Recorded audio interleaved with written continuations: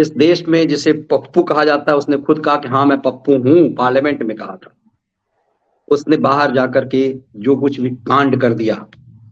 मैंने कल भी कहा, आपने कहा कि यदि भारत के अलावा किसी देश का होता, पाकिस्तान का होता, बर्मा का होता, बांग्लादेश का होता, श्रीलंका का होता, चाइना का होता, किसी भी देश का होता, तो एयरपोर्ट पे ही उसे अरेस्ट कर लिया जाता। राहुल गांधी को पता है कि भारत की डेमोक्रेसी इतनी मजबूत है, अभिव्यक्ति की आजादी के नाम पर भारत के खिलाफ षड्यंत्र करने की इतनी आजादी है यहाँ कि राहुल गांधी को कुछ भी नहीं होगा। यदि कुछ होगा भी तो विक्टिम कार्ड खेल लेंगे। लेकिन इस देश में ये कमाल है कि कई महत्वपूर्ण चीजों पे चर्चा नहीं होती। राहुल गांधी की उन चीजों पे चर्चा हुई तो बवाल मच गया, लेकिन इन सब चीजों में बहुत सारी चीजें दब गई। रायपुर में कांग्रेस का अधिवेशन हुआ, आपकी हमारी बात पीछे हुई थी, लेकिन कई बड़ी बड़ी घटनाएं, इन शराब माफियाओं का गिरफ्तार होना, लालू यादव का होना, बहुत सारी चीजें, खबरें दब गई।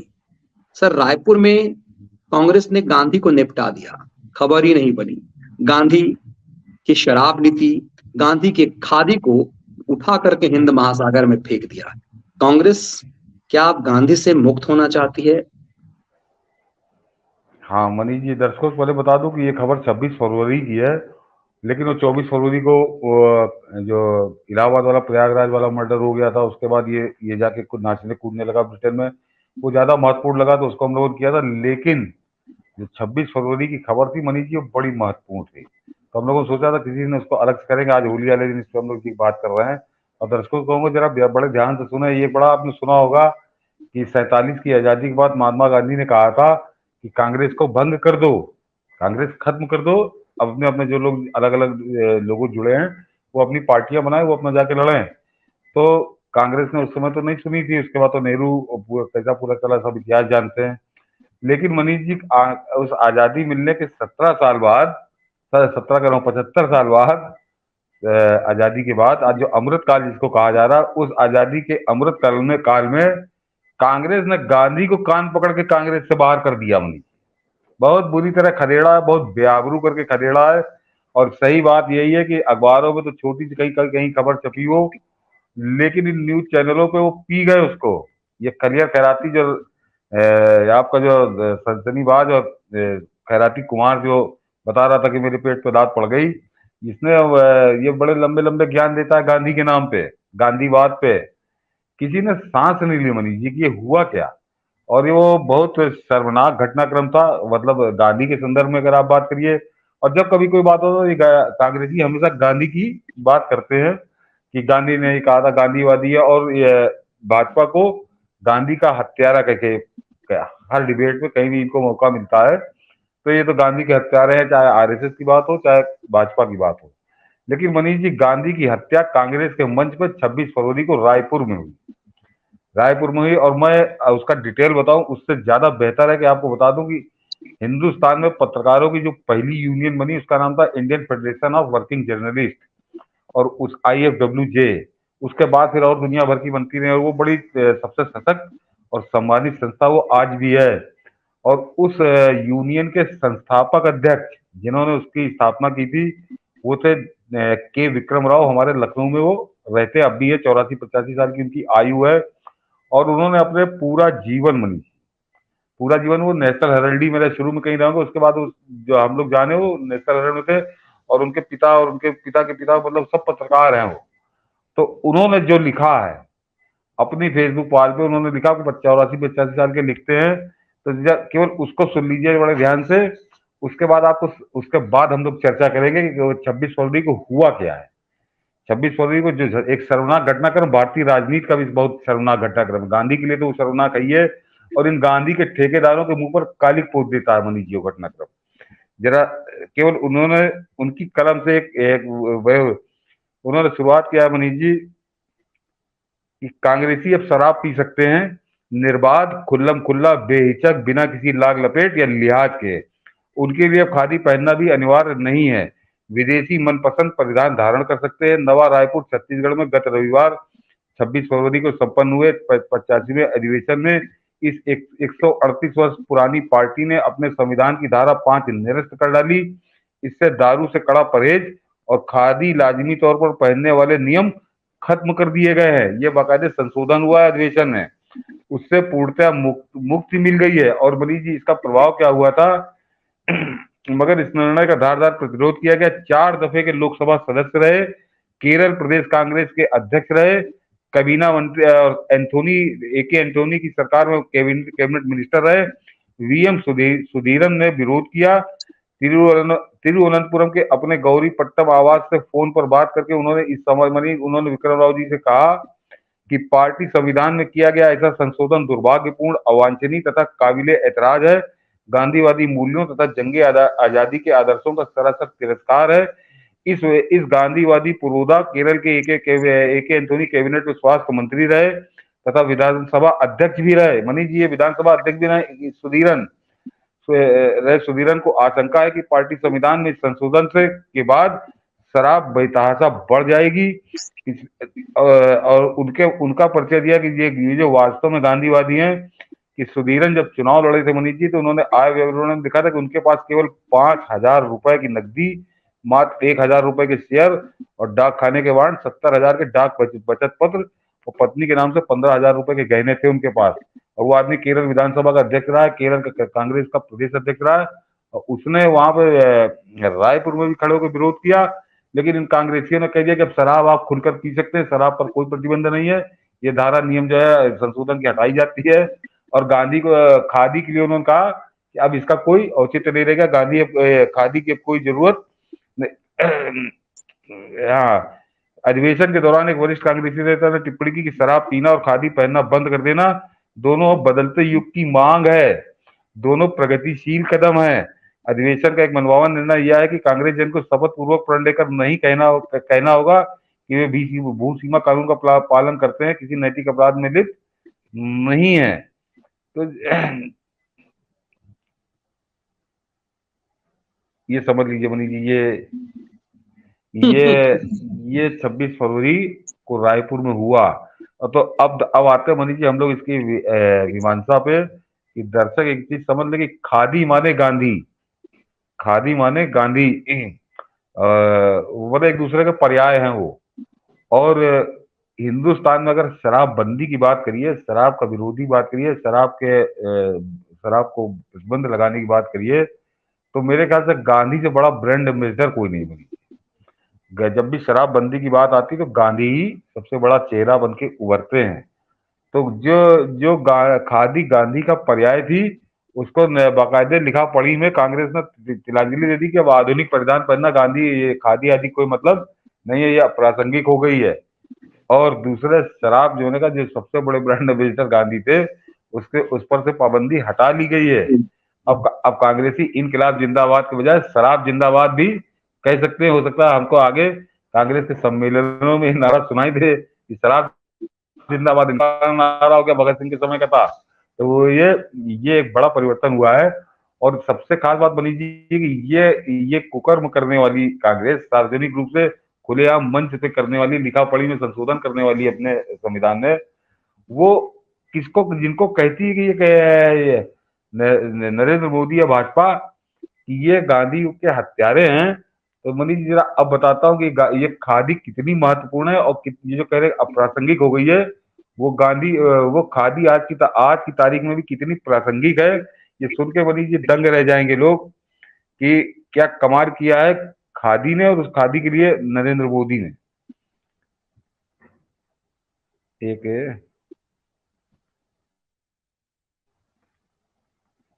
हाँ मनीष जी, दर्शक ये जान ले मनीष जी कि 2021-22 में जो पिछला वित्तीय वर्ष था, अभी तो यारा तो पूरा नहीं हुआ है, ये खादी का जो टर्नओवर था, जो पूरा मार्केट था, वो 1 लाख करोड़ के पार चला गया 2021-22 में।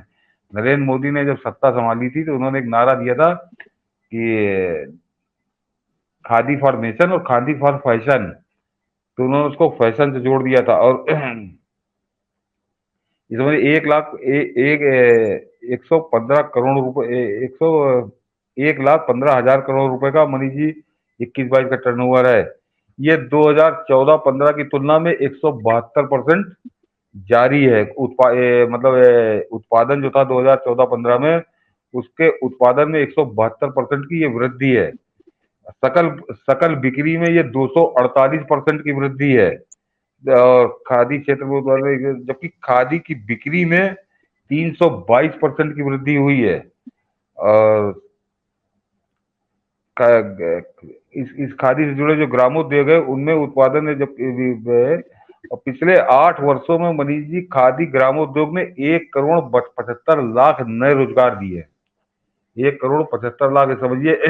और ये जो 1,00,000 करोड़ 1,15,000 करोड़ का जो समझिए टर्नओवर था, ये 2014-15 की तुलना में 5-6 गुना ज्यादा है, 5-6 गुना ज्यादा। तो नरेंद्र मोदी ने उस गांधी की खादी को कहां से कहां पहुंचा दिया।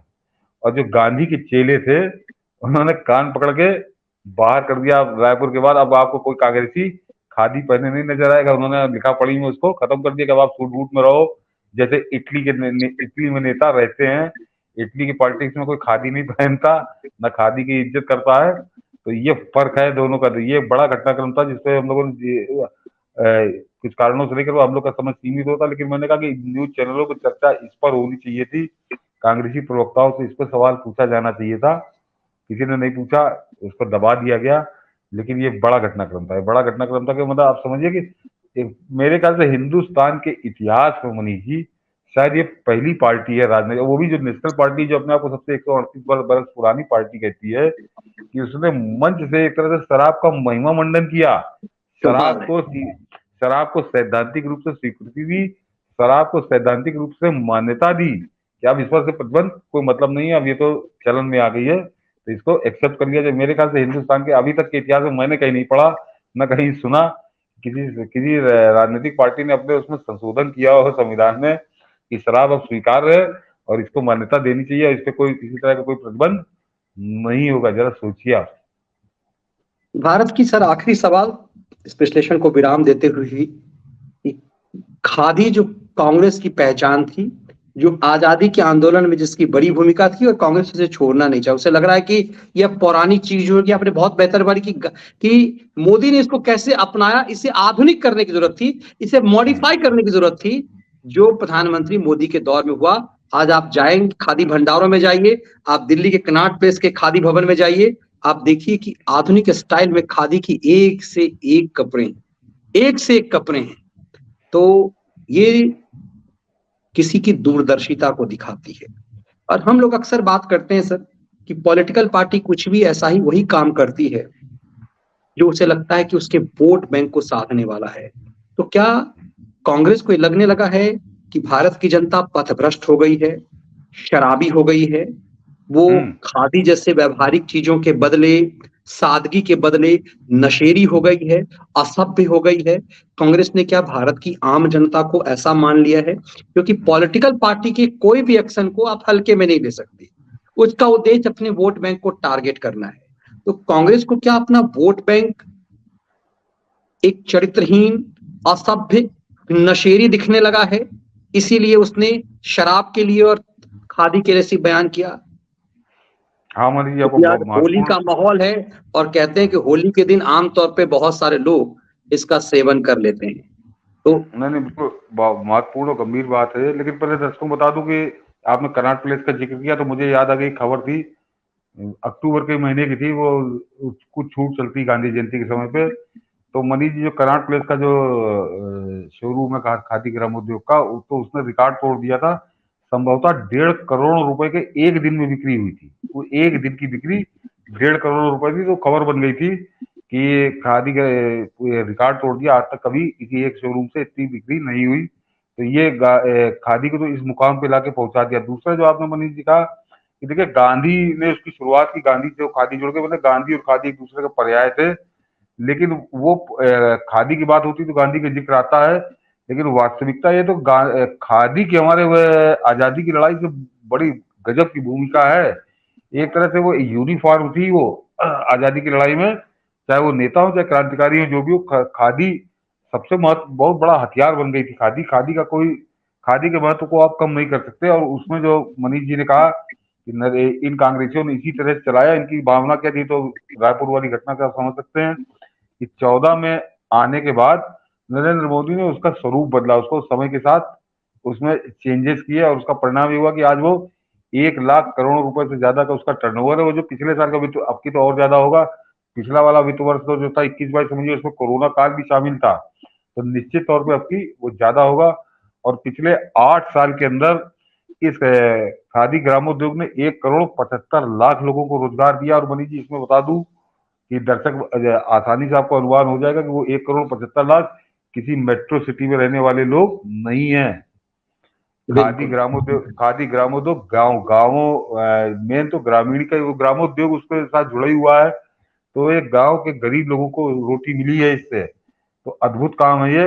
और जो आप अब आते हैं इस पे, इन कांग्रेसियों पे तो मनीष जी क्या कहा जाए, कुछ चीजें खुल के नहीं कही जा सकती कि जो राहुल गांधी के लिए तरह तरह की कहानियां, किस्से, चुटकुले उड़ते हैं उनके शौक के बारे में, तो वो सही बात है कि कांग्रेस ने कहा कि अब जो है इसका कोई मतलब नहीं है, ये सब खादी और शराब पे प्रतिबंध, ये हो खुलकर नहीं, सेवन शौक करो। शौक तो नेहरू के भी वही थे, मतलब कांग्रेस अब गांधी हाँ से नेहरू के चरित्र की तरफ भाग रही है। हाँ, देखिए आपने कहा कि होली में वास्तव में शराब पी जाती है, हमारे यहाँ बहुत बड़ी संख्या में पी जाती है, लेकिन उसका सार्वजनिक रूप से महिमा मंडन कभी नहीं होता। बिल्कुल।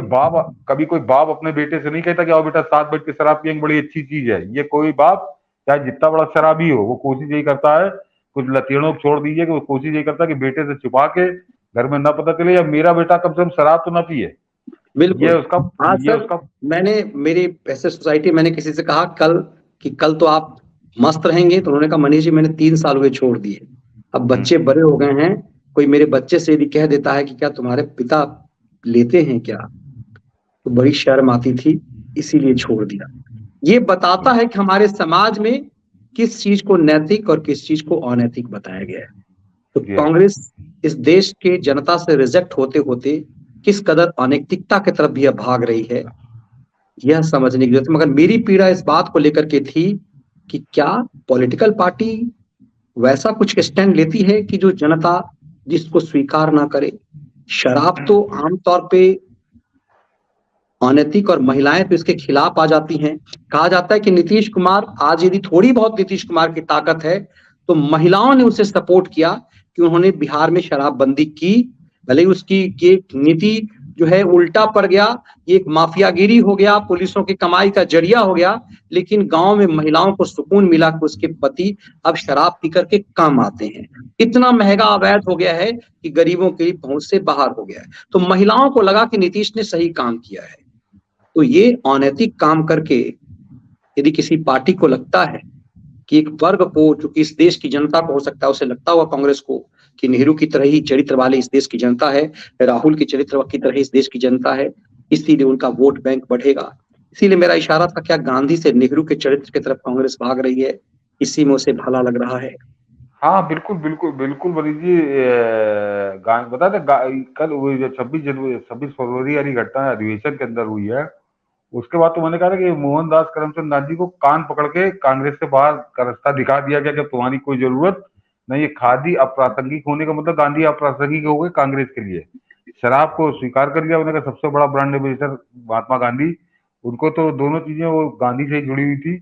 उनको तो गांधी को तो बाहर कर, गांधी तो कांग्रेस को नहीं खत्म कर पाए थे, लेकिन 75 साल बाद उनको कांग्रेस से निकाला दे दिया गया। मतलब कहने का मतलब आप ये कहना चाहिए, गांधी जिस चीज से प्रेम करते थे उसे भी बाहर किया, और जिस चीज से गांधी सबसे ज्यादा नफरत करते थे उसे अपना लिया।